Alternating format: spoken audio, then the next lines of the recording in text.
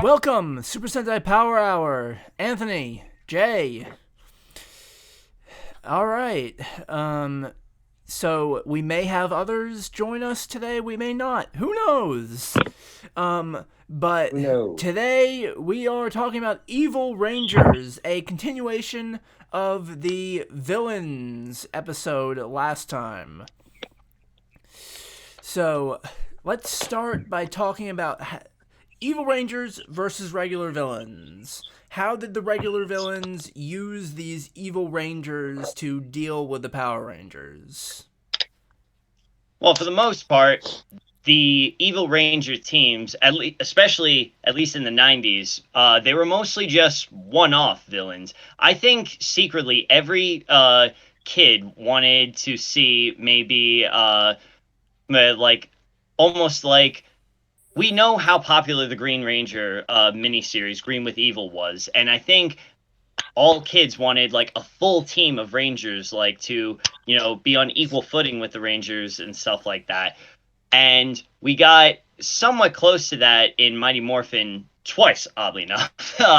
We had we had Twin Man. He used putty patrollers to look like the Rangers and everything, but it was just one episode. And when they were morphed, they were just And those basically Rangers were rallier versions of the Rangers themselves. They yeah. were like trying to sound As a, angsty or more evil and yep. stuff like that. It wasn't too interesting. And then they Yeah. tried again with something a little bit more cool, I think, personally, towards the tail end of season 1 of Mighty Morphin, when they were using Zhu 2 footage. They got Commander Crayfish as well as 5 different putty patrollers to become the Mutant Rangers. Again, it was just short-lived, it was just a regular, all right, let's see how I can take them out this time. It was just another monster of the week. So Evil Rangers, in the beginning, they weren't too special. And then in season 2 of Mighty Morphin, we almost got something that could have been really, really good. But again, I think they kind of blew the budget on Lord Zed's design and stuff like that, because like the Dark Rangers that we get in the Green No More two-parter, wow, oh man, they really, Especially knowing didn't put their best effort in the designs of those suits, and we didn't get to see them fight. Like they were hyped up and stuff like that. We've got basically evil versions of these characters that we know and love, and they even have similar names to the Rangers themselves, and we never get to see them do anything with them. Yeah, it was disappointing. You see these or I wouldn't call them good looking, but they were the okay looking suits, and then they do absolute shit. I wouldn't say they were good looking at all. Like bad, like really lazy like, looking, if you ask me. Because all they look like to me it looks like it's a Z putty head, with the red eyes and everything. Yep. And they have different color hoods and suits and stuff like that with a big Z on a diamond. Like there's nothing interesting about it. And to make it worse, we didn't get to see them fight at all. So. Yeah, they couldn't have been less creative. Like they couldn't have been less creative. Now, especially knowing how all out they've gone on other Rangers, on other Evil Rangers. Now, obviously, the most well-known Evil Rangers are probably the Psycho Rangers that were used in Space and Lost Galaxy, and they're really prominent in the comics, I hear. Well, as a team, yeah. I still, anytime I think of Evil Ranger, just because of how, I guess, just my age and how I am, I always just immediately think of Tommy and the Green with Evil series. Like the Green with Evil 5-parter is the first, like anytime I think Evil Ranger, that's immediately what goes through my head first, is that storyline. But it's understandable. Yeah. I mean, from your perspective... Immediately the runner-up is Psycho Rangers. Obviously, the runner-up is Psycho Rangers. Yeah. From your perspective, because I don't, especially watching it as a kid and stuff, it's probably like really sticks in your head. Yeah, because Tommy was like, as a kid, I didn't realize, I didn't I don't know, story writing, and they didn't. And at this point, there wasn't a storyline to be recycled so many seasons like they've been doing. So I thought that this was an evil ranger. This was a bad guy. Like he was screwing them over at like all. He was beating them, repeatedly beating them. And so for me, he was scary. Like the Green Ranger was a scary character, and I was like, Jesus, man, like fuck, like I don't know what I'm supposed to do. So first Evil Ranger, I always think is that, because he also, I think he did more damage than um, uh, all of the other Evil Rangers, most of the other Evil Rangers, were able to do. He did a lot more damage than the Monsters of the Week, I'll tell you that much. I mean, what other Monster of the Week can you tell me not only fought with them multiple times and, beat their asses, infiltrated the command center and cut them off from their mentor and robotic assistant, as well as tear them apart while they're in their own Megazord, and grow to giant size and kick their asses that way too. Yeah. And then you find out he has his own Zord. Oh yeah, that definitely definitely gave him some unnecessary advantage, I'd say. With the flute and everything, that was. With the flute, with the flute that sounded like a trumpet that was played through a mask with no mouth. Oh, I've seen that meme many times. I'm sure every other Ranger fan has out there. We all have, It's so nice, iconic. It's nice being it's nice being on like a Ranger group and stuff, because as like the only Ranger fan of my friends and collected people I know on Facebook, I'm always tagged multiple times. Like I'll have the same post on my wall over and over and over again. All these friends who are like, I'm like, guys, this is what happens when your kid grows up and has like adult money and the picture of like that guy. Yes, I am always tagged in that. Yeah. Like I'm friends with that guy on Facebook. He lives in Miami. He's a real cool dude. Wow. But yeah, I've been tagged in that so many times, and it's like multiple times in a week, and I'm like, did you not look at my wall? Did you not look at my wall before you went on here and tagged me the exact same thing? I get it. I'm a Power Ranger fan. Yeah, it's like the same thing happens to me. Just the other week, I was tagged in a video for like the Mighty Morphin Meower Rangers, where it's basically just a bunch of cats in ranger suits and stuff like that. It's like, thanks, I've seen this before, but it's still pretty funny. And I'm always hesitant every time now to post one of those things where it's like, if you really know me, name something I'm obsessed with. More than likely, 9 out of 10 people are going to say Power Rangers. It's like, come on, guys. I'm not that boring and one-dimensional. I like other stuff. Yeah, I've never posted. We're going off on tangents here, though. We should get back to exactly. Let's get back on topic. I think Tommy holds the number one spot as Evil Ranger, especially given anyone who follows like the Lord Draken storyline. He now is still the best Evil Ranger again. You know what I mean? Like, so for me, Tommy's always going to hold spot number one for Evil Ranger. The close second is going to be the Psycho Rangers. They're so cool. They're so I'll throw my hat into the ring there too. To kind of piggyback off of what Jay was saying and everything, how like the evil Green Ranger came up and all of a sudden he's like really dominant and kicking their asses on a weekly basis and stuff like that. I see a lot of similarities of what they did with the Green Ranger in Mighty Morphin with the Titanium Ranger in Lightspeed Rescue. Yeah. I mean, think about it. He comes out of nowhere, is at first evil, but there is good in him. Weren't they first playing with the power themselves though? Like he took it from them? He did. He did. Yeah. Originally, they were trying to get Carter to test out the Morpher, but it was too much. So at night, out of nowhere, someone just invades the Aqua base, and someone takes the Titanium Morpher. And oddly enough, it ended up being Dana's missing brother, Ryan Mitchell. And he's been brainwashed, right? Yes, Diabolico basically kidnapped him like more than 15 years ago or something like that, and said that he wouldn't see him, and he told Captain Mitchell that he wouldn't see him again until his 20th birthday. Yep, he straight up went, "Hey, do this," and he was like, "No," and he goes, "Well, then you guys are gonna fall and die here," and it was he essentially made a deal with the devil. So Pretty Yeah, much, it was kind of like what? Yeah, I remember he screwed him over in. If anyone's seen the Vertical Limit movie with Chris O'Donnell, that the opening scene to that film is pretty much exactly what that scene is, minus the deal with the devil. It's like him and his two kids, and they're hanging from a thing, and he's like, "I got to do this." Like, What year did that come out, by chance? Do you know? 1999. I think they stole it right from him.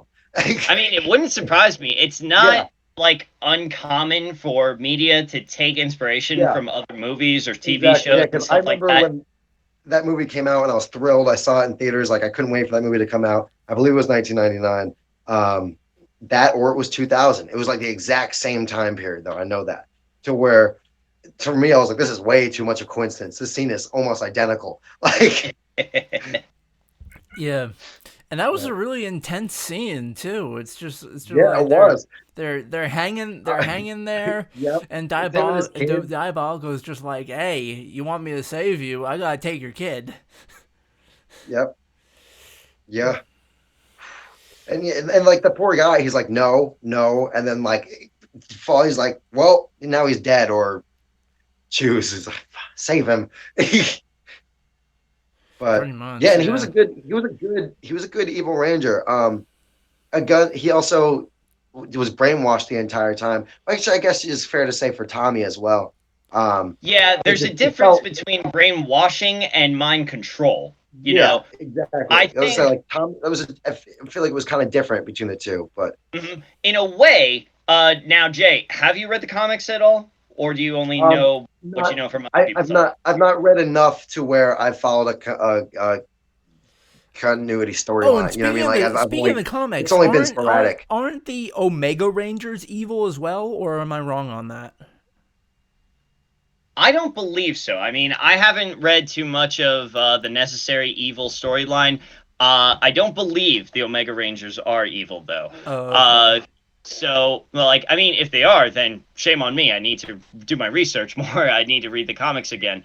And I will get back to that now that I'm done watching One Piece in complete format. So, anyway, as far as the comics go, as I said, there's a fine line between brainwashing and mind Mind control. control. Tommy Yeah. was definitely mind controlled. Ryan was brainwashed. Now, interestingly enough, when you brought up Draken, Jay, I started thinking, oh yeah, so most people know this. Draken is an alternate version of Tommy, and when he Mm-hmm. was freed from the mind control, he was scared and everything, and he ran away from the Rangers and stuff like that. It's not very different from what Ryan did. Once he found out the Yeah. truth and everything, at first he just wanted to get away from everything. But Poor then Ryan. Rita kind of manipulates him a little bit into thinking that, oh no, the world needs to be destroyed and recreated in my image and stuff like that. You actually remind me of a young fellow that I met many years ago.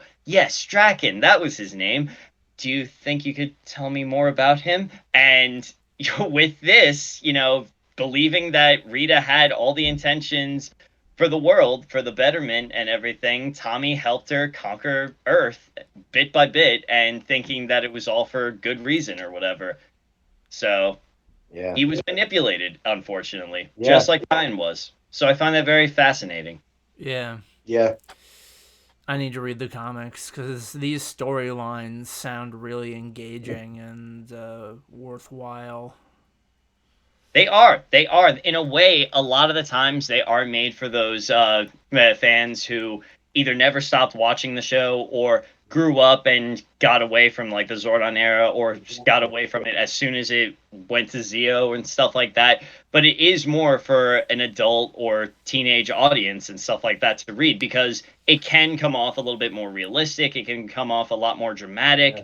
for the better uh, uh, It's the like only comic I own. Ah, It's the only one I oh, own. that's the first issue of Go-Go. Nice. Yeah.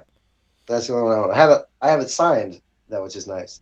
Sweet. By Kyle Higgins, I assume? No, by the artist Ryan Parrott. Ah, ooh, it even comes with a certificate. Yeah. Nice. Yeah, it's always nice to have a certificate of authenticity. Mm-hmm. Yeah, that'll be Yeah, worth So, something at some I point. got that at a silent auction at a con. And I went to this. It was it was a random con that I thought wasn't going to be that great. I was doing a favor for a friend, and they ended up having that, which no one else wanted, and one of the best Power Ranger booths I've ever seen in my life. So it was a score. I spent all my money at that booth. But yeah, Yeah. anyway. Yeah. So, so Evil Rangers and stuff like that. Trevor, you mentioned you heard that the Psychos play a big role in the comics. Not necessarily.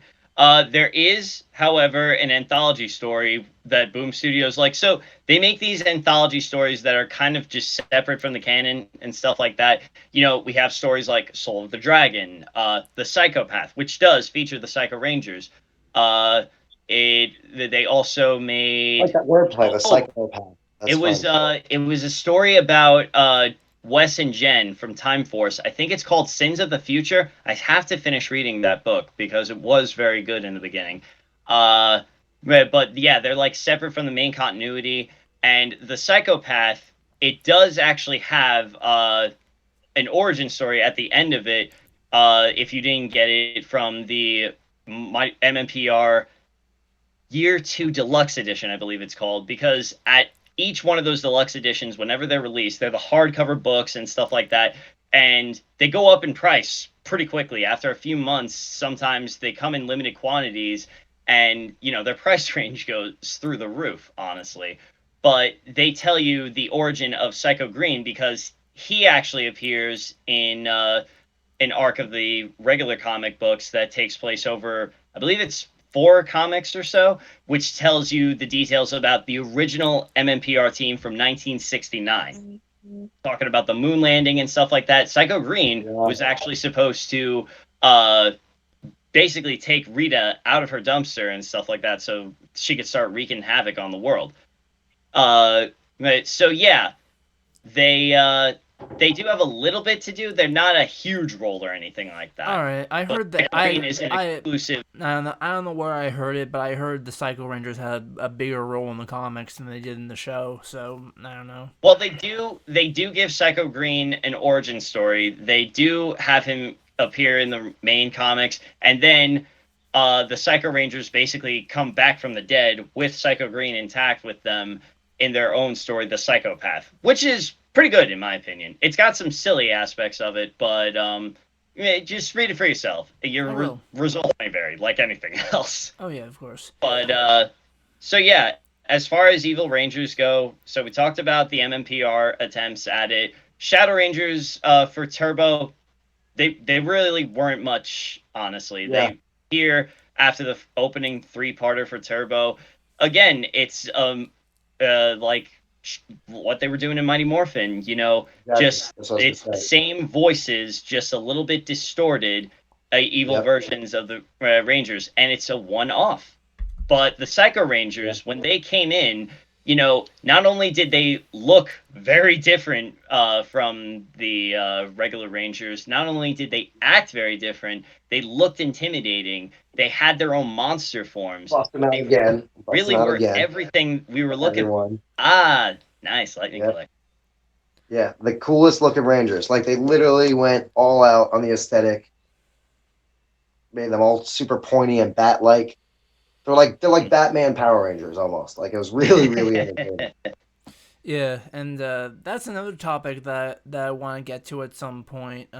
Comparing Power Rangers to other superheroes, Marvel, DC, stuff like that. I feel like that could be a really interesting conversation.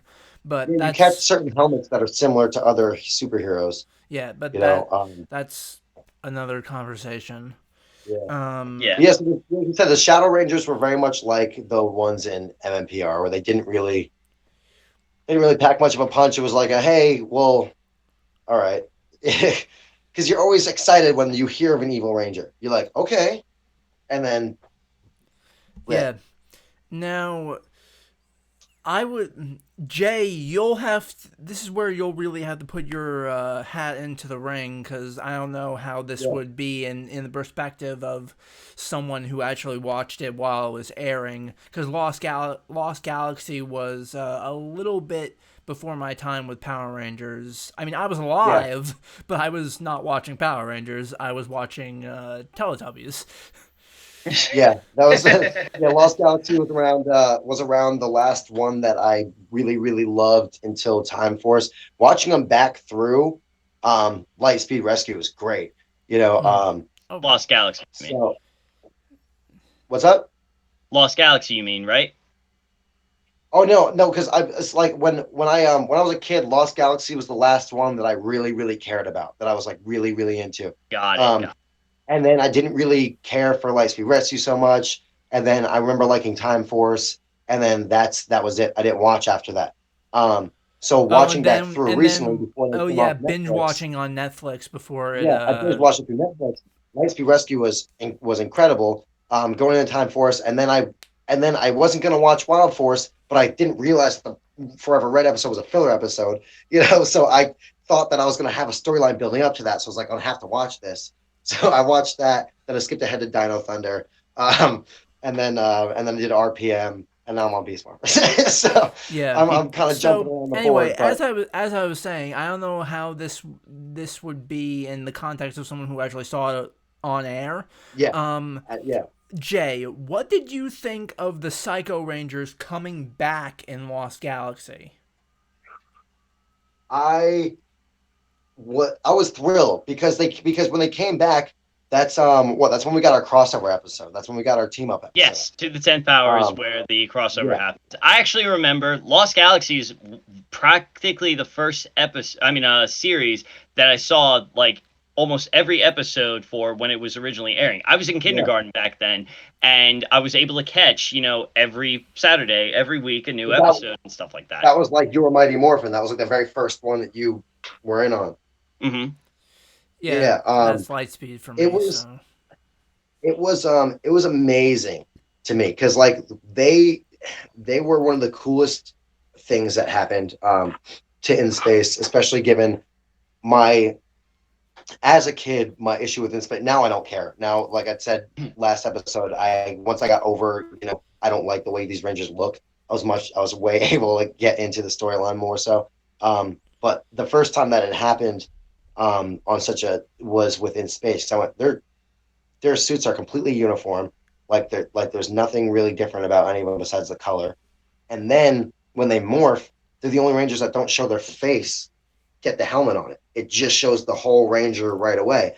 So I wasn't really thrilled about the Power Rangers. So I loved the Psycho Rangers. So when they came back in Lost Galaxy, I was thrilled because, like I've said in prior episodes, that the reason Lost Galaxy was the last one that I really cared about so much was because once they start over with whole new Rangers, I was surprised. I thought I was going to see the Space Rangers go to Earth and continue the story. So I was kind of like, oh crap! I mean, this is a cool story, but So the moment I saw the Psycho Rangers, I was thrilled. And then when Andros popped in to help him, I knew it was him. He had the hood up, he had his whole Jedi hood going on. I knew it was him. So the introduction of them into the Galaxy Rangers was to me one of my favorite parts of Lost Galaxy. Because I would assume that because when you think about it, In Space and Lost Galaxy, they kind of have similar themes. They're both set in outer space. They're both not on Earth for most of the season. But Trevor, this was or Anthony, sorry, this is a new character for you. Then when you saw Psycho Rangers, was that a story? No. I did. So here's the thing.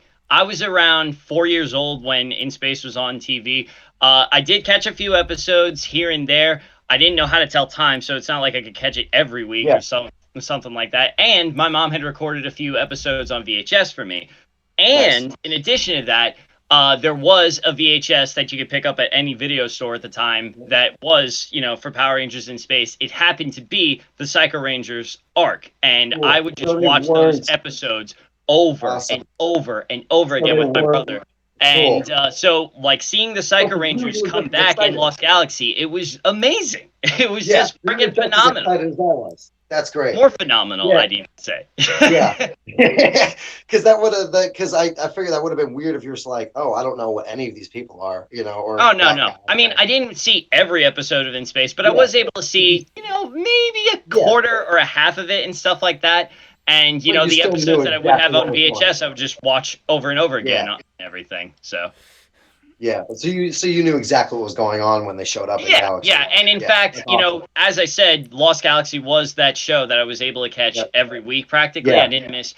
I probably if I missed any episodes, it's definitely less than 5 when it was originally airing. And when Lost Galaxy, it was during that time when they still had Next Time on Power Rangers, when it set us up for Lost Galaxy, the team up. It's like, oh my God, the Space Rangers are gonna come and they're gonna have the Psycho Rangers. I was ready, so freaking ready. The only thing that could have made it better is if Zane got to be with them and then have 12 Rangers all together fighting. Yep. Oh yeah. That speaking of team ups, just again, quick tangent. When you mentioned the Next Time on Power Rangers thing, that really got me when they previewed the team up for Lightspeed. I know you said that team up is kind of mixed in the fandom. Yeah, I like it. I liked it a lot. But I saw that, and when I saw that on air when it aired originally when I was a kid. And I didn't know Power Rangers was a thing beforehand. I'm just like, wait a minute, there are more Power Rangers that I haven't seen yet. Holy! And I'm just like, wow, this is gonna be great. And then when I saw it, I'm just like, holy crap, these extra Rangers are the shit. And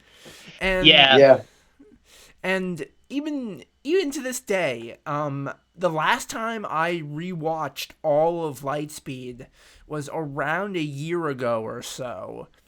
I watched all of Lightspeed from beginning to end just because I was in the mood for a nostalgia trip. And it's so much easier for you guys because you guys' first season is a season. When I have to go through my nostalgia trip, it's 177 episodes. But you get to that team up episode, and it packs a punch. Yeah, I love a team up episode, no matter what. I love a team up episode. Yeah, it really I hate to use this phrase because it.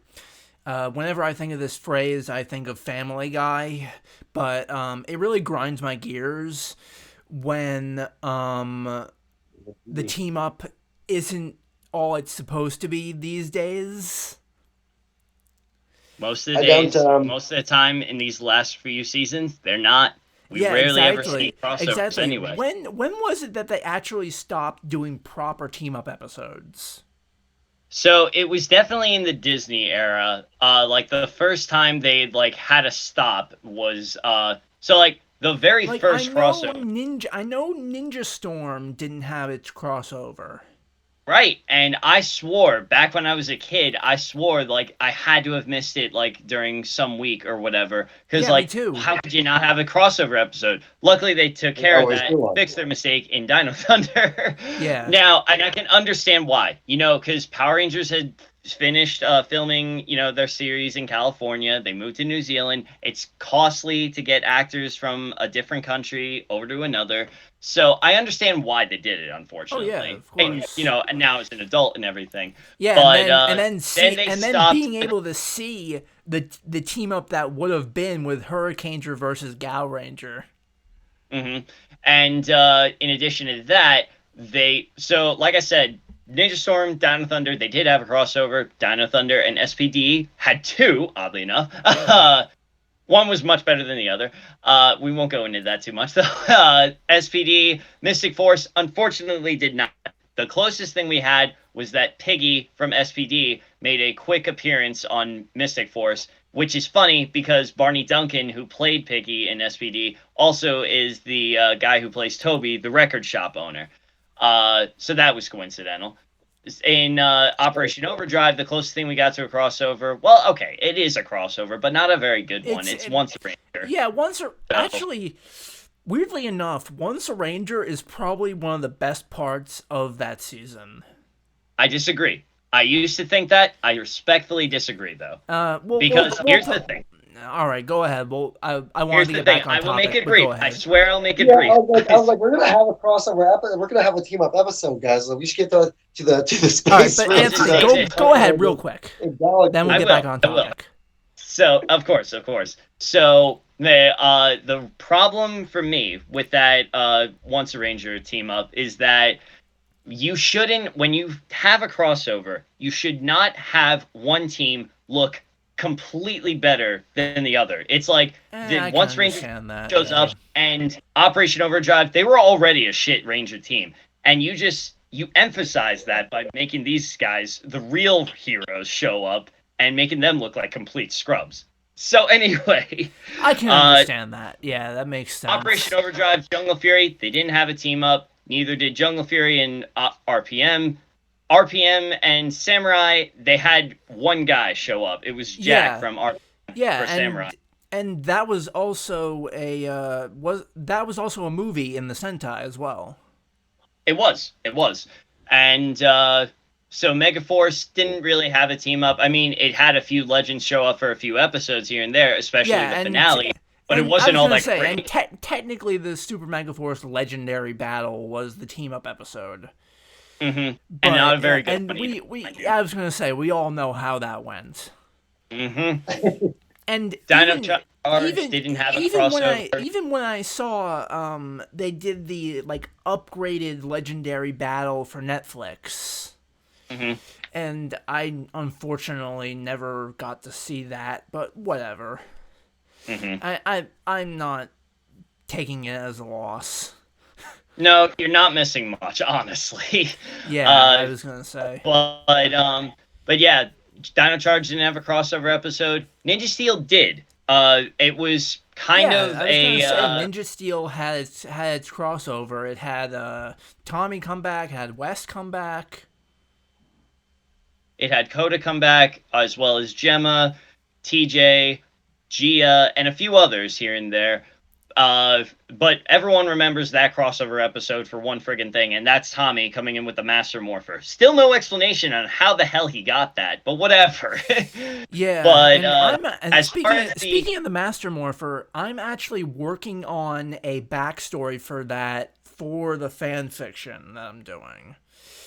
Nice. I don't know how the hell I'm gonna do it, but I need to do it. We need explanation for that stuff.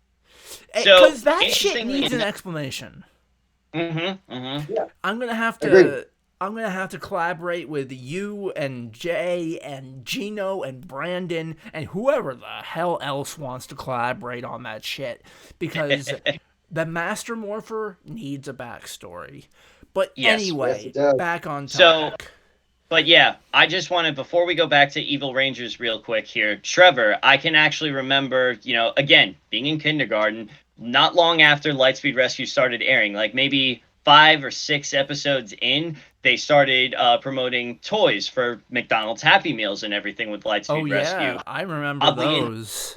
Yes, I actually have the full set finally, thanks to eBay, selling them in one thing. Is sick. However, there was one other thing they were doing at the time at McDonald's. You could purchase a VHS tape of Power Rangers Lightspeed Rescue in 3D. I had no idea what it was, but it was. I don't remember that.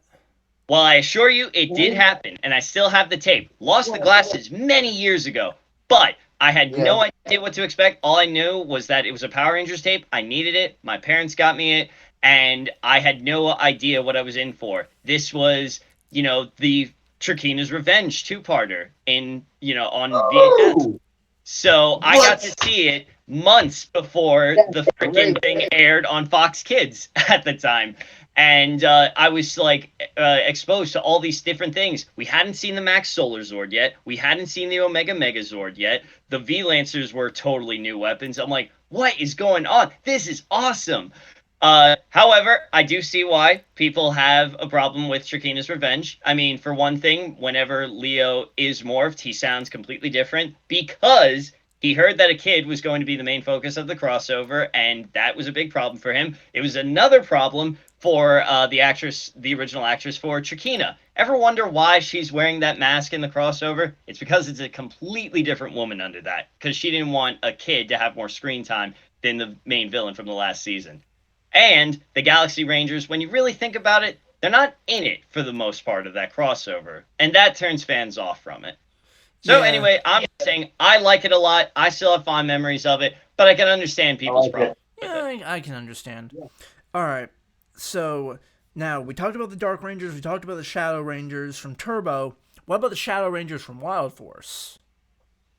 Again, there's really not much to say. Yes, they came off as strong and everything, but it's even worse when these guys, they don't talk or anything. They're just they're just lifeless grunts. They might as well just be stronger versions of the Putreds when you really think about it. A lot of the characters in Wild Force didn't really have much to them, honestly. I like when it came to the characters and the acting and everything. I just that season was kind of a letdown for me. I think it's underrated. Like, I can see the problems with it, and I can see the strengths. Like, Wild Force for me had, like, I think its biggest things that it shined with was definitely its team up episodes. Like that crossover with Wild Force and Time Force. Just cool. Excellent. Cool. Yeah, and of course, everyone here knows how awesome Forever Red is. And even though it could have been even better, and the main story was still really good. The acting and dialogue is where it really takes a toll. I mean, it really takes a plunge. Like, my brother and I, we will play this game with each other when we're rewatching a series. Do at your own risk, and we don't even drink. We're just drinking whatever we can get our hands on. But we made a drinking game for like every season we're watching. Staples that stay with every series, like, and we have ones that like tropes that are specific to one season or another. Like, for example, Lightspeed Rescue, every time they do a salute, take 2 shots, or like take a sip, like take 2 sips rather. Or every bad acting performance, take 3 sips. Yeah, Lightspeed Rescue and Wild Force had a lot of moments where my brother and I were taking 3 sips here and there. The only Ranger actress that we never ended up taking any sips for bad acting was Taylor. But Alison Sullivan is the best actor of those 6 Rangers of that series. And we all know the worst definitely is Ricardo Medina, who plays Cole. Oh my God, yeah. Oh my God, I can agree with that now, but back when Wild Force was airing, I never thought about that kind of thing. Well, I mean, neither did I. But as we got older, we realized how handsome Power Rangers could be. Hello? So. Okay. Oh, no. I think he just... I think his phone died. Yeah, he said his phone would crap out. All right, we'll continue the episode with just us. It doesn't matter. For sure, it's fine. But yeah, another rule we have is like every bad pun, take a shot or a sip, whatever you want to call it. I really don't recommend playing that game with alcohol because I could only imagine how many people would get drunk off their ass or die of alcohol poisoning. My brother and I, we're straight edge. We don't drink alcohol, so we're just, hydrating ourselves at that point. I've only actually had alcohol once in my entire life. And that was at it wasn't a birthday party per se. It was a birthday celebration for one of my friends. Another friend of mine whom I won't name, mainly because I haven't seen him in ages and he won't contact me for some reason. But understandable. Whatever. So I'll leave him anonymous. But he said he took me aside one day and he's just like, "Hey, Brian's boo." Hey, you're back. I figured your phone. Yeah, sorry, I got a phone call from the. Oh. No, and actually, I had a phone call. My phone's not dead yet. Not dead yet. I got a phone call from the pizza place across the street because I ordered food like a long time ago, and they went, "It's gonna be a long, long time." And I went, "That's fine." And so they're like, "We'll call you." So anyway, I'll wrap this up really quick. Basically, he pulled me aside. He's just like, "Hey, Brian's birthday is coming up. Let's take him out for drinks." And I'm just like, I've never had alcohol, right? And he's just like, what did I walk into? He's just like, yeah, don't worry, I'll tell you what to buy. And he did, and he did. He basically said, this is a good drink for someone who's new to alcohol. This is a good one. And we basically went to a bar that looked like a 1920s speakeasy. It was a really it was a really nice little experience, and I had just enough before I would say I got drunk. Okay. So, and I was really lucky I wasn't the one driving. The birthday boy was actually the one driving, and he only had 1 or 2 drinks throughout the entire night. So, all right, that's not enough to get you tipsy then. Yeah, exactly. Stay in school, don't drink and drive. Yeah, exactly. So that's enough about that. So we talked about the Dark Rangers, we talked about the Shadow Rangers, we talked about the Psycho Rangers, we talked about the Mutant Rangers. Now let's go to Lightspeed and Lightspeed's one-off evil rangers, the Cyborgs. Yeah, exactly. Now that if you guys want to start getting into that, I do have to. Sorry, I didn't mean to cut you off. I do have to run across the street real quick up and pick up my food. But it's the place right across the street, so it'll take me like 2 minutes. So I'll not a problem. Get into it. I'll be right back. Cool. I'll be right back. All right. So the Cyborg Rangers, that is actually one of my favorite episodes of Lightspeed. And I can't believe you forgot about them. How could you? Yeah, you call yourself a Lightspeed Rescue fan. Originally, I forgot because they're only a one-off thing in that one episode. But now that you say it, I mean, I can't believe I forgot about it. But it's one of my favorite episodes too. They're like, what the hell is this? They're here to replace you. Replace us? Excuse me? Yeah. Yeah, they had a unique design to them. They definitely, the way they move, they definitely come off as robotic for the most part. Obviously, their gloves and boots, they're more, the white trim is changed out for black trim and stuff like that. And, of course, Dr. Fairweather, being the character she is, the only thing they don't have is a human heart and stuff like that, which is, it's cheesy, but that's Power Rangers for you and stuff like that. That's basic. It's just as bad as, the power of friendship conquers all and stuff. But then, because of a glitch, they turn on their own creator, and now it's up to the B team, if you will, of Rangers for the... I just remembered a different evil Ranger team we forgot to talk about, but we'll finish talking about the Cyborg Rangers. So now the lackeys, I guess, or like the lesser Rangers, the actual Lightspeed Rescue team has to take down these cyborg monsters and stuff like that. We'll show you we're second rate, basically. Which, again, which was a nice touch. They were originally supposed to be good, but because of some glitches and stuff like that, they end up becoming bad. Not much personality to them because, they're robots. They're not supposed to have personalities. But it was an interesting thing to just show them. It's like, humans can do good. Maybe machines aren't all they're cracked up to be. Yeah, and that actually reminded me of an episode from Go-Go 5. I know Go-Go 5 never had a Cyborg Ranger episode, but they did have an episode where I forget the guy's name, but some military commander that knew Mondo, the father, came in and basically took over the entire operation. Yep. Mm-hmm. Yeah, it reminds me of that episode because it's the same basic type of thing. The original Rangers are basically told, "You're no longer needed. We can do this better." Uh-huh. And and then and then obviously things become too much. The original Rangers have to come in and save the day. Yep. And it's the same concept. Right, yeah. Jonathan Zacher was a big fan of the Sentai series that they were adapting from. And after In Space, you could see more and more similarities with their Sentai counterparts.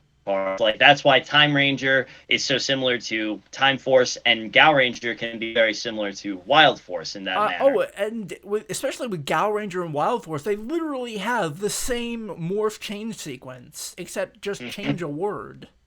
Yeah, Gal access, Wild access. And Magi Ranger is very similar to Mystic Force.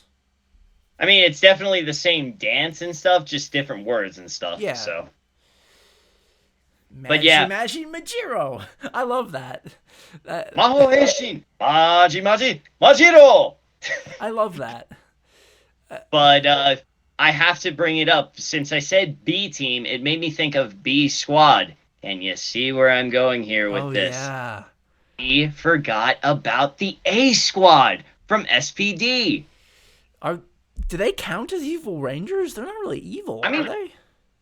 I mean, I think they are. By the end of the series, they definitely are. So, as we know from watching SPD, these guys were the main team to, save the day. They're originally brought up as the strongest force that they have for SPD and stuff like that. They're the ones who do the heavy lifting.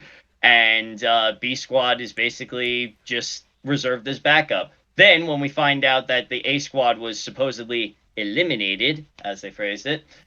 Good on you, Disney. But so many episodes go by. We don't know what happened to them. A lot of us probably thought that, they're still out there somewhere or something's going to happen with them. And my friend Lissa actually said that I'm pretty sure the A Squad is going to turn out to be evil. I was so upset when she was right. To find out that they're not only alive, but now they're working for Emperor Grum simply because it seems like he's on the winning side here. It was interesting to see the A Squad just turn on Commander Kruger after all those years in the Academy and saving the world. Now they're just like, yeah, well, if you can't beat them, join them. So... Yeah. I mean, and the fact that they're an original Ranger team makes them all the more interesting. Yeah. In a way, it kind of almost makes me forget about how underwhelming the Dark Rangers were in Mighty Morphin, because this is what we wanted to see. Counterparts of the Rangers going up against, people who are supposed to be better than them. It's like, what makes you think you can take us out? You're B Squad. You're second rate, second place, always second best. But you're not even fit enough to shine our boots. And they were strong at first. Like, they really had the upper hand for a good majority of that fight. And then the B Squad showed them what they were all about. And yeah, they got whatever that power-up armor was called in SPD. SWAT. It was called SWAT mode. The SWAT mode. Mm-hmm. Which one are you guys talking about right now? SPD, A Squad. That's a series I never got around to watching. A lot of people like it though. Oh, it's great, man. It's definitely my favorite Disney series for Power Rangers. But I'll always acknowledge how friggin' great RPM is, but it doesn't have to be my favorite necessarily. But, in terms of, awesome music, excellent character development, great costume. Oh yeah, the SPD theme is Arsenal. Oh my god. The SPD theme is almost perfect. Yeah. I wouldn't say almost perfect. I'd say perfect for the theme. I mean, it does help that Ron Wasserman, the guy who, basically made all the music from Mighty Morphin through In Space, did this theme song. It's just great. It gets my blood pumping every freaking time. I love it. Emergency. Yeah. Mm-hmm. I really like the intro to Lost Galaxy. Always gets stuck in my head. Oh, always yeah. gets stuck in my head. Yeah, same thing with all me the and time. Lightspeed Like, Rescue. for some reason, that one above all else I'm always in my head like Power Rangers, Lost Galaxy. Like the fact that they say Lost like 3-4 times, like, Lost Galaxy, you know. But I really love. I think was it RPM that the music wasn't great, but just the first few seconds where they're like, where they said whatever, and then they give you like that like imagery where it spins around the Rangers and then goes into the song. That was RPM, right? You know what I'm talking about? It doesn't like sound right too familiar to me. So like, RPM, it basically starts out with, a computer virus is taking over our world, but there's still one place we can be safe, the domed city of Corin. Exactly. And the only hope we have is Power Rangers RPM, get in gear! Power Rangers RPM, we stand together. There are actually 3 demo themes that they never ended up using. A lot of people like those demo themes more than the actual theme that they use. Yeah, and then see, are other as much as I did like RPM when RPM was one of the last seasons I saw before I stopped watching altogether. And when RPM originally aired, I could not stand that theme song. I'm not a fan of it myself, honestly. No, I like it. It's just like it doesn't have anything. It's too grungy it doesn't. for me. Oh, I'm a huge fan of grunge. I just was watching. I'm a huge fan of grunge music. I love Nirvana. I love Pearl Jam, but oh, there's Gino. Now on the group chat, I mean. I was gonna say I don't see his window popping up. I got a notification on the group chat. He'll be on in a minute. Gotcha. Oh, cool. But yeah, there are 3 themes out there for RPM that they never ended up using. I highly recommend that you guys check them out. Yeah, I'll because look them up. Some of them, they're not too bad. I mean, they're not great, but better than what we got, I think, honestly. A lot of the battle music in RPM was really cool. It was like it was really heavy. It was really heavy. Yeah. But all right. Now. Yeah. So I missed. I didn't see SPD, so I don't know those Rangers, but I missed what we said about the Cyborg Rangers. But I wasn't a huge fan of it anyway, so we can move on from there. So Cyborg Rangers, Trevor and I actually really liked them because they were originally supposed to be replacements for the regular Ranger team, but all of a sudden, because of a computer glitch, they start turning on their masters. So it's like, oh, what the hell are we gonna do? It's like, okay, even though you guys try to replace us, it's time to show you what we're all about, what humans can do, and stuff like that. And something I mentioned with Anthony is, Jay, I know you've probably not seen Go-Go 5, the Sentai. No. Yeah, I figured. No. So, there's this one episode. 2 episodes of Sentai that my friend Adam showed me, and that's it. And they were random throughout a whole bunch of just different seasons. All right. So it's literally my knowledge is nothing. In Go-Go 5, there's this one episode where a military general who's a friend of the Ranger's father comes in and basically takes over the entire operation of Go-Go 5. And basically says, you guys aren't doing your job right, we're taking over. I like the way Rito and Rita's dad came in at the end and went, you guys suck at this. Pretty much. Kind of, yeah. But for, that general's approach, from what I remember, he kind of uses utilitarianism in a way, a means to an end. And then near the end of the episode, shit really hits the fan, and the Go-Go 5 Rangers, or Senshi, whatever word you want to use, come in and say, and they're basically given permission to come back into the fold and do what they need to do to get the villain of the week out of the picture. Mm-hmm. So, now, another one-off episode was the evil Rangers that were part of TurtleCon's dimension in Time Force.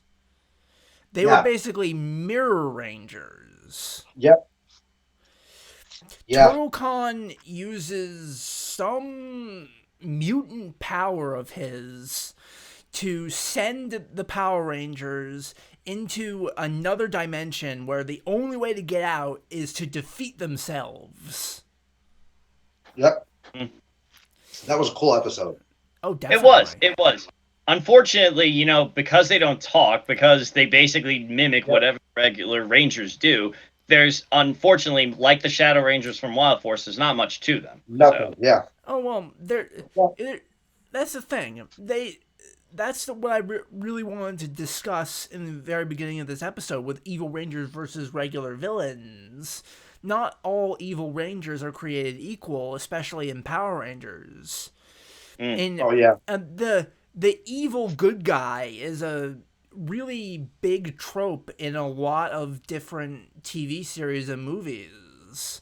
That's why we have a whole section of heroism called anti-heroes. So people really like to see what if this guy turned on all of his allies and became evil, and people really like to see that side of things. So whenever you can have an evil good guy, you kind of have to put it in there. Also, outside of Evil Rangers alone, almost every season, I can't speak for all of them, I haven't seen them all, but almost every season has at least one episode where one of their Rangers, if not more than one, has been like hypnotized or like, caught off guard, or like something's happened. I mean, something that what was control? It was in the first season of Mighty Morphin where Billy and Kimberly got brainwashed or something to. It was the punk potion, and they became bad, basically. Yeah, exactly. Yeah. I don't know why that episode sticks out in my head, but it does.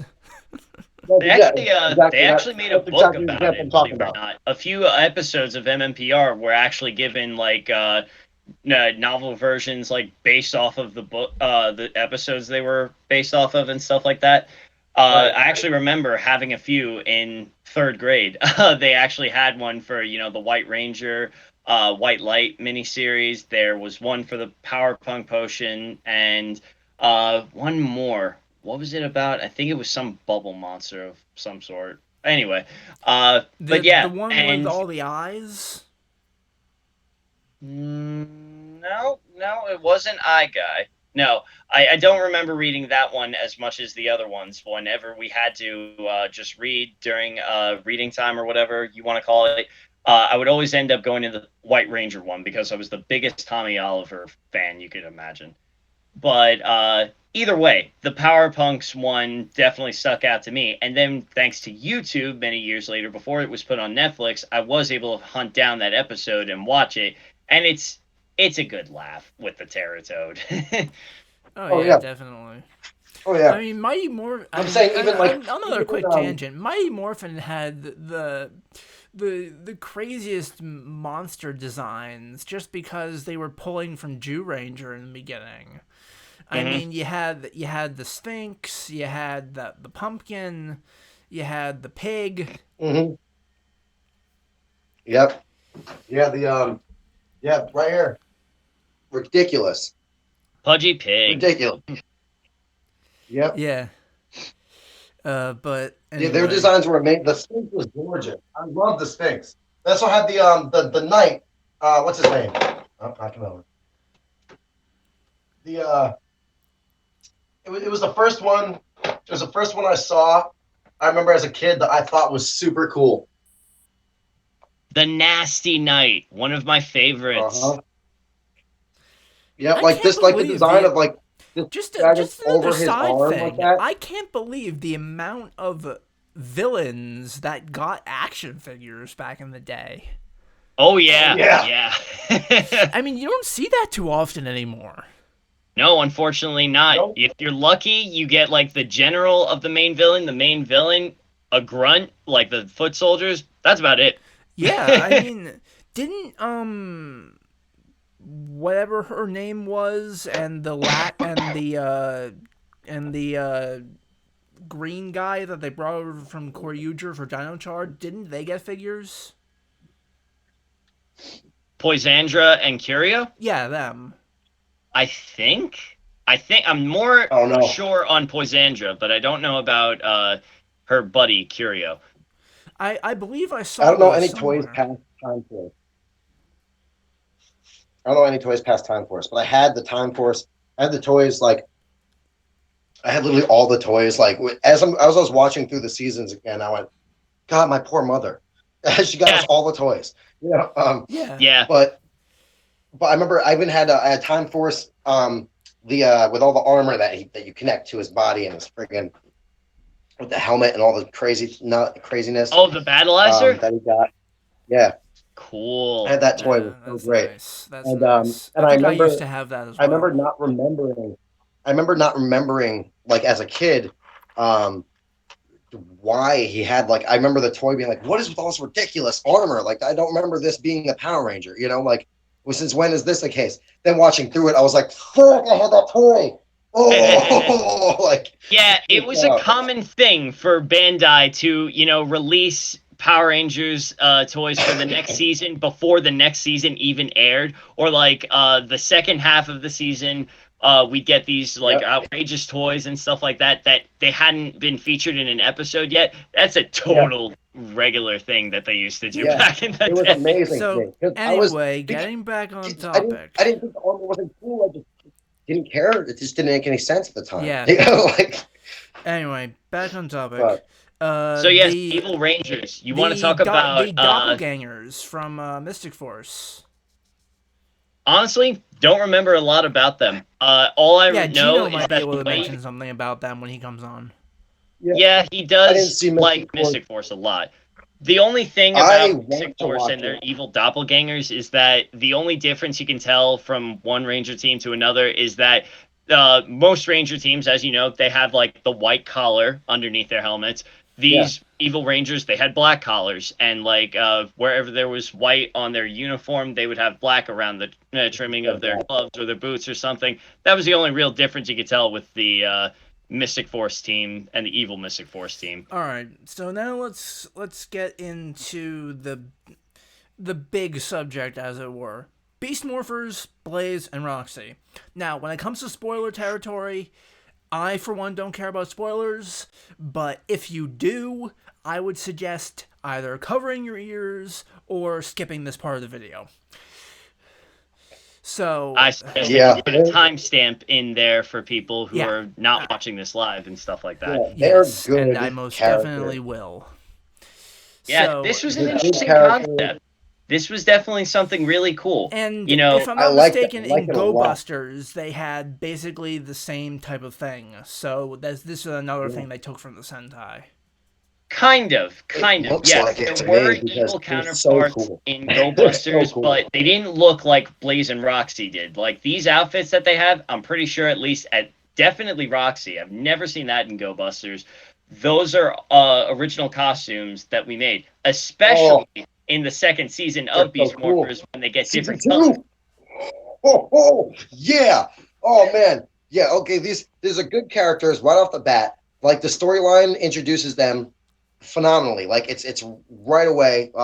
You couldn't have a spoiler because it's the very first episode. Before the Power Rangers even happen, you get these evil Rangers because of the viruses in the system to make the Rangers. Mm-hmm. So you get these right off the bat, and immediately their aesthetic is so cool. Like, they come out, and Blaze's character is what you'd expect from an Evil Ranger version of what the Beast Morpher Rangers look like. He's got like this motorcycle jacket and the helmet, and kind of like a Psycho Ranger to Ranger, really cool aesthetic. But then you got Roxy, and she looks more like a Beetleborg. She's amazing. Her character looks so friggin' cool, and they're both portrayed by decent actors, and they're both like they're characters for the whole show. They're right off the bat characters for the whole show. Like they're the right, mm-hmm. they're like the right and second hand man of Evox.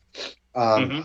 They're portrayed by good actors and actresses. There's one scene in particular with Roxy towards the end of season 1 when she's and as you know, when she's battling Ravi, and when he will then when he then would defeat her, she screams Like she screams no, and it's such a shrilling scream of like, yeah, she's like realizing that she's not going to exist anymore. And it was phenomenal. Like the acting, I was like, guys, that was like scary almost. Like the way she was like, ah! And I was like, oh, like this is good. Like this is a good. These are good Yeah. characters. They look really cool. They return in season 2. They literally update the costumes, and hers is just like a cooler version of what she already had. And then they make Blaze's match hers in such an amazing aesthetic. I'm blown away with these Evil Rangers. Blown away with them. Yep. Really cool storyline, really cool aesthetic. Good, like they're portraying them very well. The best is yet to come, my friend. I can tell you the best is yet to come. The only experience I have with Beast Morphers at this moment, when this episode ends, before while it's doing its thing in the background, whatever it does when I press stop recording. It has to do a process where it converts from one file format to another or something. Yeah. Mm-hmm. But while it's doing that, I'm going to turn on Netflix and I'm going to put on Beast Morphers because I'm hearing a lot of good things about this series, and I really want to compare it to Go Busters. It's not perfect, but it is a good series. I will say that much. Because the only experience I have with Beast Morphers at the moment is a couple of clips here and there. Mm-hmm. Yeah. So I'm looking forward to watching it. The only experience I've had with them is seeing the toys at Walmart. Like, that's literally the only thing I've known of them up until watching them right now. Is passing toys in Walmart going, don't know what that is. Don't know what that is. Don't know what that is. Yeah. Well, Trevor, if we, like Jay said, they are characters from the very beginning, and they stay characters to the end. Mm-hmm. So originally, Grid Battle Force finds a way to harness power of the morphing grid, and it's called Morphex Energy. And they choose three candidates. Storyline. Yes, they for choose being modern Rangers for the Ranger Project. Awesome. Their names are Blaze, who is supposed to become the Red Ranger, Roxy, who is supposed to become the Yellow Ranger, and Ravi, who is Roxy's boyfriend. And he does become Blue. In fact, he is the only one that is, the original candidate and stuff like that. So when we first see them, they're about to be mixed with animal DNA and stuff like that. They're about to get their ranger suits and stuff. However, Evox, a deadly virus, infects them. So now Blaze and Roxy, they've got these evil avatars for themselves. Like the actual people, they just kind of faint. And for all of season 1, they're just in these stasis pods and stuff like that, trying to keep them alive. While their evil counterparts are, they've got these twisted uniforms and stuff like that. Ravi was about to be next, but they stopped the process right in the middle. So it's up to Devin and Zoe. They end up taking up the mantle of the Red and Yellow Rangers, respectively. And they have to check out Roxy and Blaze on the regular, along with the monsters of the week that they have for this series. Yeah. So by the end of season 1, they are taken out. However, Evox, being the deadly villain that he is, and always having a plan for everything, he manages to find a way to recycle them and give them different powers and different colors entirely. And every time they're defeated, even if they are defeated, he could just make a new clone of them, and they have all their memories still intact.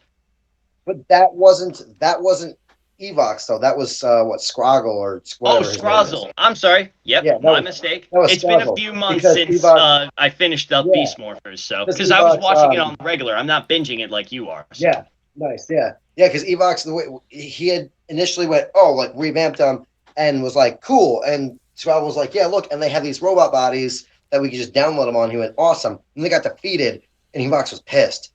He was like, the fuck? You brought them back just so they could die right away? And he goes, nah, bro, look, I have them so I can download them just repeatedly over and over and over again. He went, oh, okay. Yeah, we're back on track. We're good. So, and they're really cool. So and now that they realize that too, they've become better. They become better Evil Rangers now upon realizing that, because before they were like, they already were confident in their abilities, but now that they have the collective knowledge that, oh, we can't die, they're so much better as Evil Rangers. I would think so. It's really cool. Once you know you're practically immortal, what are you gonna do? Yeah.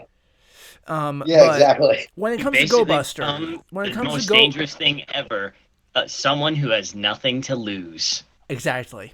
Yep. So when it comes to Go Busters, I remember the extra Rangers or the extra Senshi of the season, the Beetle guy, and I don't remember what his name was in Go Busters, but I remember the Gold Ranger in Go Busters. He was the higher up of one of the main Senshi in the season, and he got lost somehow in the Messiah virus. I see. That's interesting. Yeah. So it's at first it's not really known if this guy is truly on their side when he's first revealed. Interesting.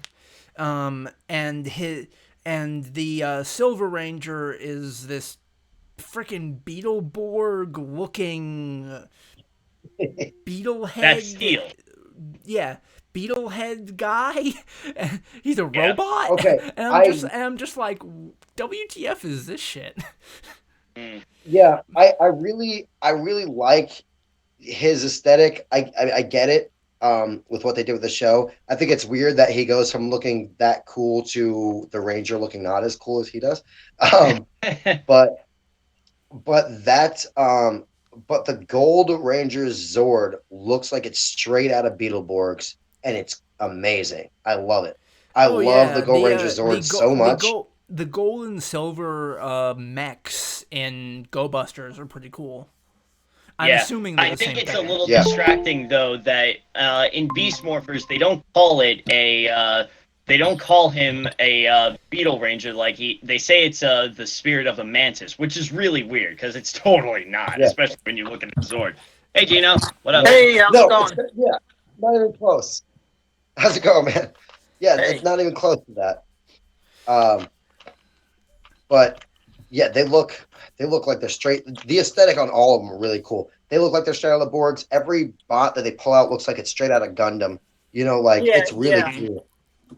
It's all really right, cool. So Gino, I don't know if you've seen much of Beast Morphers, but we're talking about Blaze and Roxy. Okay. Oh, I can also the Zord. Why? The Zord. Blaze gets a Zord. Is it the lion? No, that's something for the good guys. That's all right. Yeah, because I remember the lion in Go Busters was cool. a one-off movie Zord. Zord. The lion comes in season 2. At the end of season 1, Blaze gets a Zord that is arguably one of the coolest things I've ever seen. Like that thing comes up. I liked his character so much more in the first season. The stuff that they created for him, that I think was only American. It was really cool. That Zord battle between Red Ranger's Zord and his Zord was so cool. I was like, this is one of the coolest Zord on Zord things I've seen in a long time. Now, I'm going to watch Beast Morphers starting after this stops recording, but to learn that the Lion Zord is a good Zord in Beast Morphers. That's it's a little bit more complicated than that in Go Busters. In Go Busters, he appears in a movie and then he appears from there on out. But he's first seen in a movie, and they have to go through a pain in the ass process to get this mech.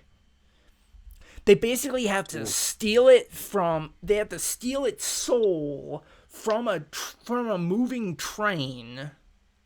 Odd. That doesn't even make any sense, honestly. It's Japan. Oh. Yeah. They basically have to steal its soul from a moving train, implant it in its body in a mountain. Yeah, that doesn't even make any logical sense. And from there, they actually have to tame it once it's in its full form. That's the only thing that kind of makes sense because it's an animal. Well, the animal part, yeah. The whole train thing, I'm like, wait, a train? So once this mech is alive, quote unquote, they actually have to tame it because it attacks the Go Busters at first. Yeah. So makes sense. The train thing is real weird. It's the same thing with Ninja, and I don't really remember about Ninja Steel.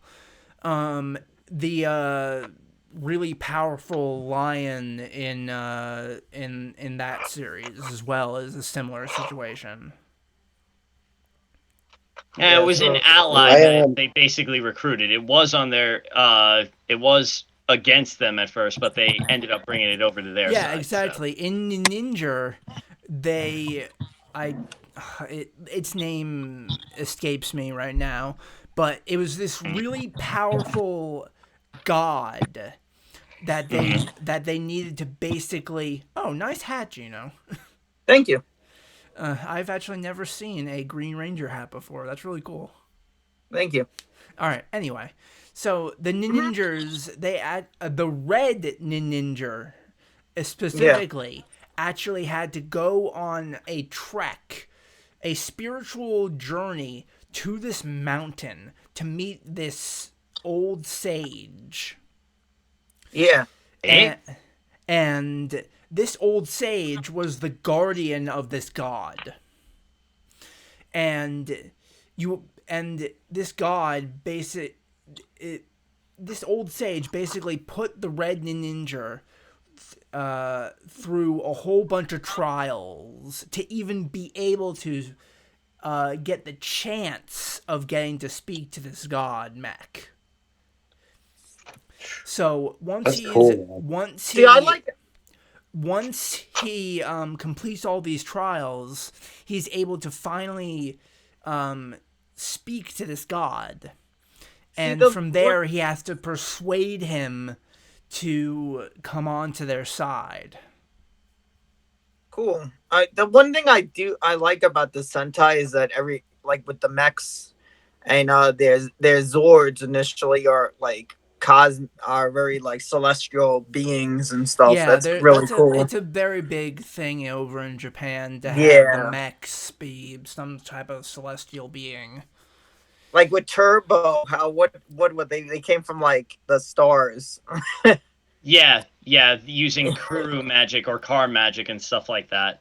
Yeah, but you know, the mechs themselves in Car Ranger weren't alive per se. But you know, it is a common practice with Super Sentai. Your giant mech is either all-knowing and sentient, or it's a straight-up robot and stuff.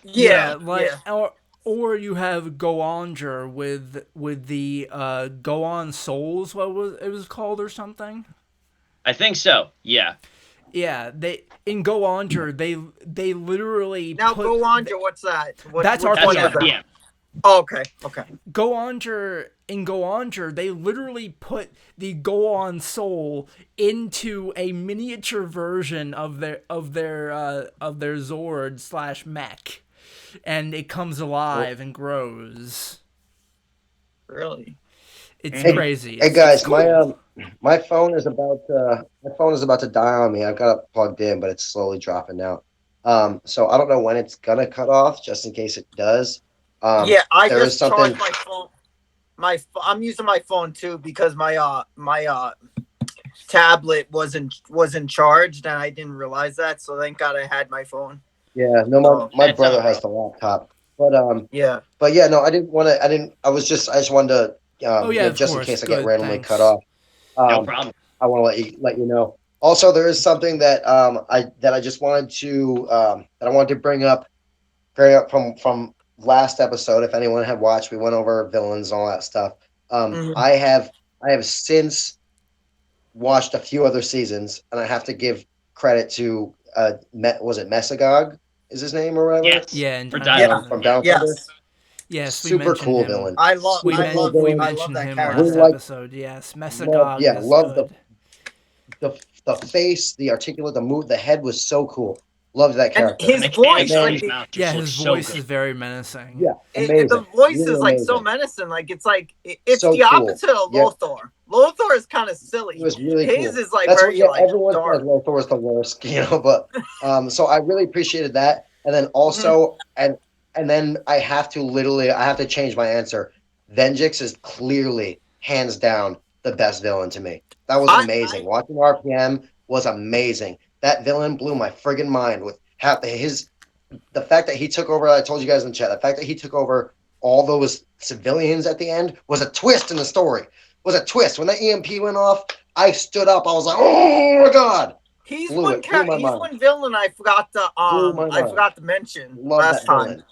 Yeah, he's actually one of my favorite villains.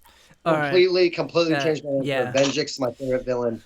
Just in case I got cut off, Yeah, of course. Wanted to throw that out there. So, Gino, we know you're a huge fan of Mystic Force. So we were talking. We briefly mentioned it. The evil doppelgangers in that series. We don't really remember much about that. So we figured you'd know more about that than us. I'm trying to remember it now. The evil doppelgangers. Andrew said they were just kind of rendered black where the white was, and then that's the only thing he really. Yeah, did they ever really talk? Did they have personalities and or anything to them? I only remember them being a one-off thing. So I'm trying to remember that one because that's an episode I only seen a few times. Right. I believe they were. If you can't remember, it's not that big a deal. I believe. I'm just saying. I believe there's something almost like the Mutant Rangers. I believe there was something like that. So there's that type of thing. Yeah. Or the Shadow Turbo Rangers. Remember those? The Shadow Rangers. Yeah, we mentioned those. Yeah, we're talking about them. Yeah. So I believe there was something like that. It's funny. I'm gonna have to go back and watch that episode because I remember it. But it's not very big on my radar. I wouldn't think so because it's a one-off thing. But we figured since you're such a big fan of the show that you would probably know better than us. Mm-hmm. That's Mystic Force, right? Yes. Yeah, Mystic Force. Yeah. I want to check out Mystic Force specifically because I adore the aesthetic of the Solaris Knight. And I think it's one of the coolest things. He's definitely got the coolest outfit. I will give you that. Yeah. The other thing too, Jay, that you'll like. I'm like, I want to know. He looks really cool. This really cool thing where Nick is fighting his father, which is Korag, and it's almost they almost do like a Darth Vader, Luke Skywalker thing, like Return of the Jedi. Yeah, where he becomes him.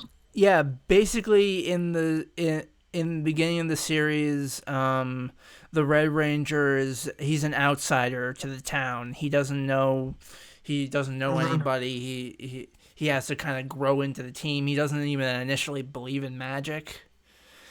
Which I like that because it's like he had to kind of accept his role. That's what they were kind of doing with that. He didn't believe in the whole magic and stuff, and he kind of it was like he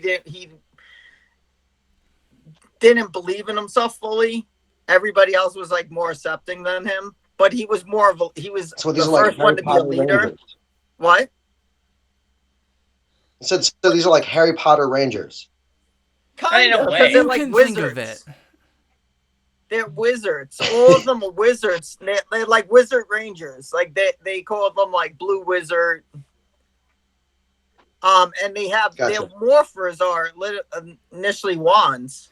Yeah, and then Udana modernizes them and turns them into cell phones. Pretty much, yeah. Mm-hmm. Yeah. Okay. Udana's pretty much just oh, you'll probably like this better. Yeah.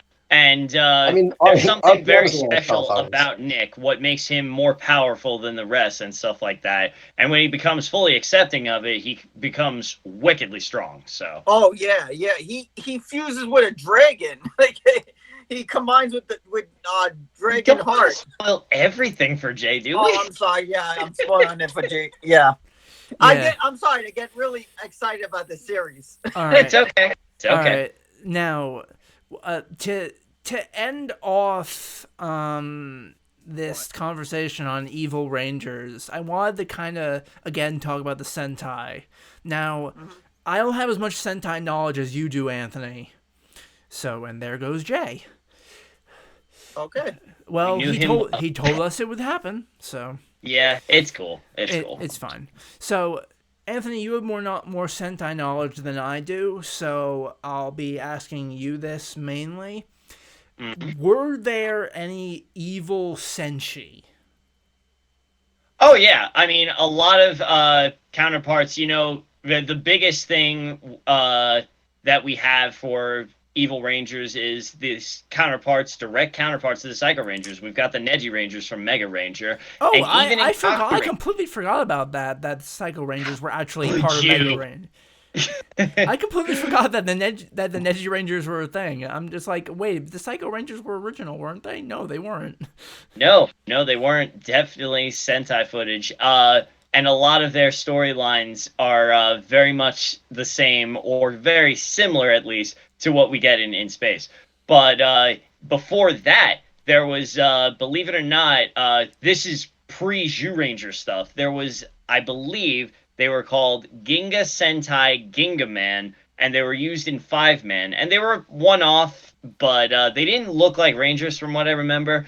And in Kaku Ranger, Alien Ranger's counterpart, and thus season 3 of Mighty Morphin's counterpart, there was this Flower Kunoichi sort of Sentai team. They were all, believe it or not, they were all originally cats, and they are basically turned into, these evil senshi and stuff like that. It's an all-female team. It's an all-kunoichi team, basically. Oh, that's interesting. I like really that. Cool. That's cool. Yeah, it is, actually. And they all kind of have the same sort of look to themselves when they transform, but they have slightly different colors along the edge. One is... I think the leader of the team is blue, then there's purple, there's green, there's orange, which is really out there. So I mentioned blue, green, pink, purple, and orange. So that's the 5 of them. I think that's 5. I think there are only 5 of them, because that makes it perfect for the Kaku Rangers. And Kaku Ranger was a season that didn't have a 6th Ranger, right? Right. The closest thing they could have was Ninja Man, which was Ninjor's counterpart. Yeah.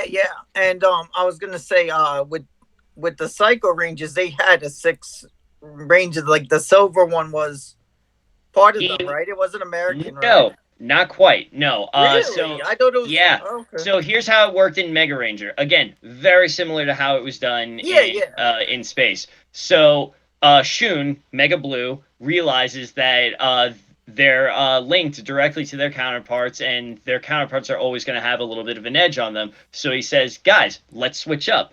And it works at first before they end up going back to their regular counterparts again. Shun is badly injured, and then he gets the idea, I know how to beat him. So, again, similar to how it was done in space, although not as cool, in my opinion, because, so on the mega ship and in space, you see them using Psycho Ranger and Power Ranger figurines and stuff like that. Chests. Here, it's just dots and stuff like that. Yeah, and you just spray paint on it.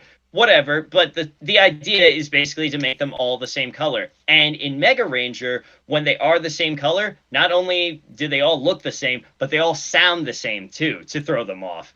And Neji Silver comes out of nowhere in the battle, just like in space, and it's revealed that he's Yusaku, who's Mega Silver. It's like he's not really a Psycho Ranger. It was just to throw them off even more, the Neji Ranger team. So it was the same kind of initial way. Okay. Oh, yeah.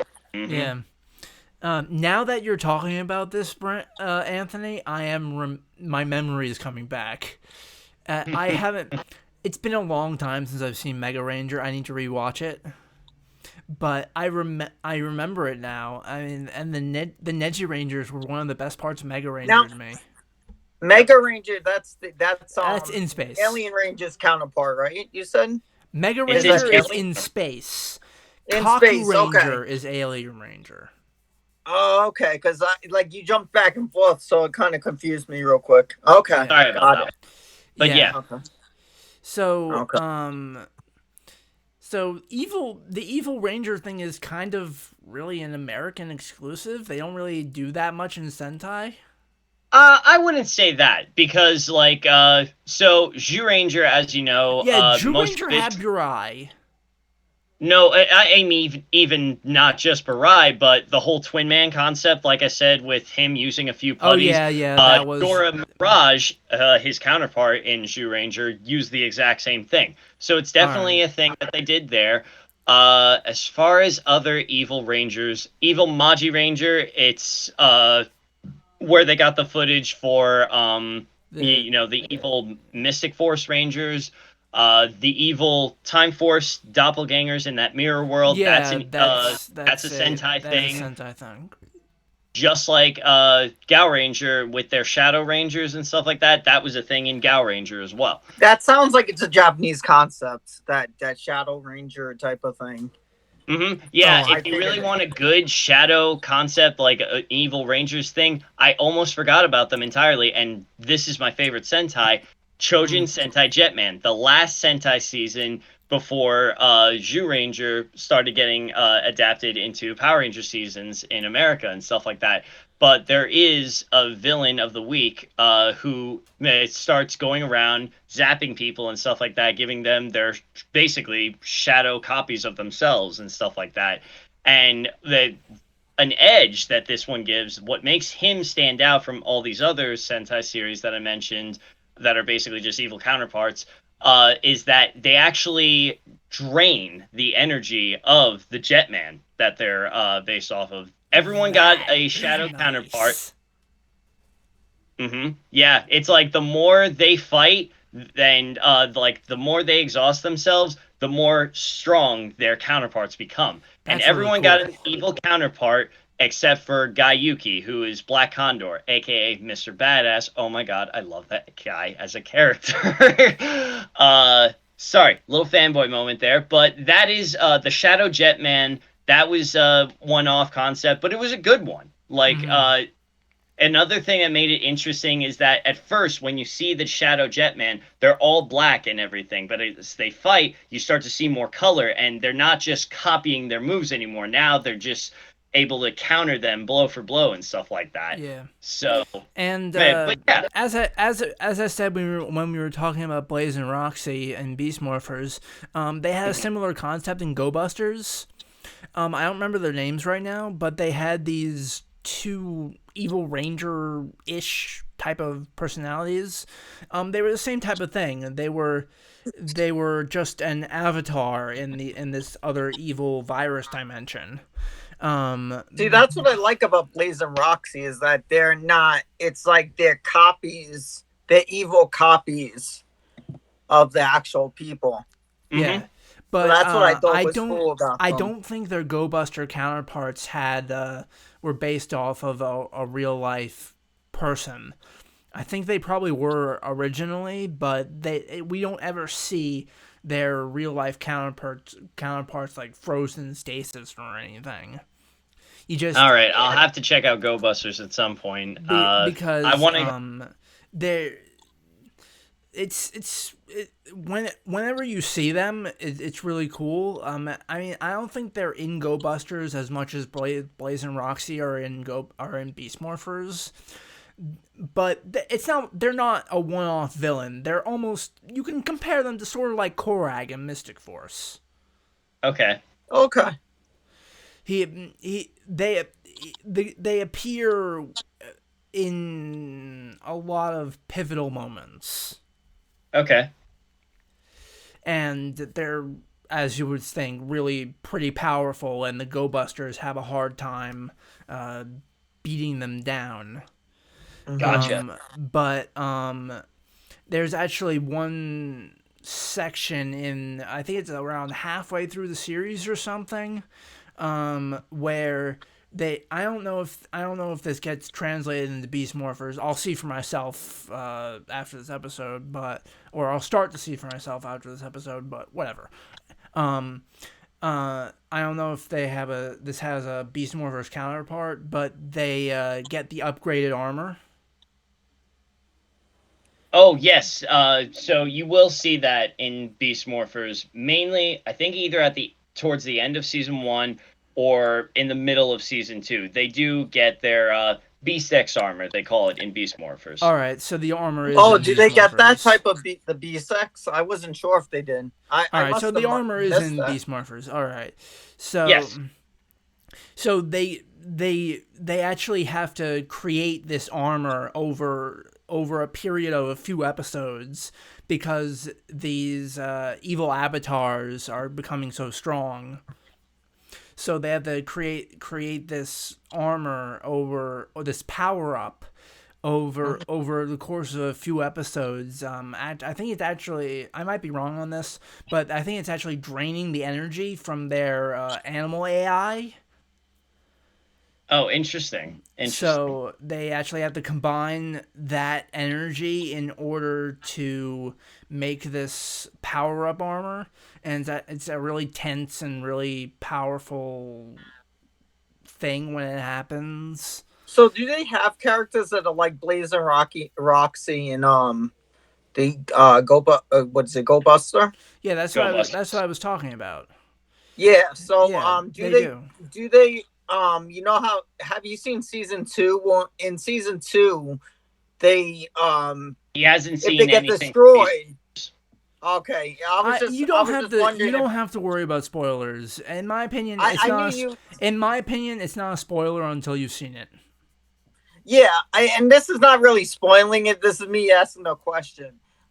Really, they when they get destroyed, they kind of get like reincarnated again, like put together and Yep, reassembled. that happens in Go Busters. Okay. Yeah, it's probably pretty different, but it's basically the same concept. The Go Busters just destroy the Avatar, and it takes a while, but they do come back in the end. Yeah, because it's like they just shoot right back, and it's like, what happened? Okay. Yeah. I was just curious about that, how much it was similar. Yeah. So, unless there's more Evil Ranger stuff to talk about, I think that's a good place to end it. I think so. Mm-hmm. All right. So with that, I'm Trevor. You can find me on Facebook and Twitter and Instagram as rstones1016. Anthony, we know from last time you're on Facebook and Discord as 411 Ranger Fan, and people know where to find you as well, Gino. So yeah. And also, one thing I'm going to try to start doing on our Ranger Station page is once a week going live about talking about Ranger topics. So if you guys are interested, come on with me. I'm going to try to talk more about Ranger topics. I'm going to tell the group and everything. Oh, cool. Okay. So yeah, I'll definitely see what just I can do. Just to kind of get more live stuff, and to just get discussion and get more fans talking on the Ranger Station page, which is the Philadelphia event that I'm working on. And I'd like to be a part of that. I wish Jay was still here because he's the one that is going to be making it. But this is an announcement for those who watch or listen to the podcast. You may have noticed that at the moment we don't have an intro or outro song. So we are in the process of making such a thing. So if you have any input on what you would like to hear in such a thing, leave a comment or at us on social media. And that's why I say I wish Jay was still here because he's the one who's going to be ultimately making it. But also with that, I'm Trevor. I'm Anthony. I'm Gino. And thank you for listening or watching Super Sentai Power Hour, Episode 8, Part 2, Evil Rangers. With that, may the power protect you. Always. Bye.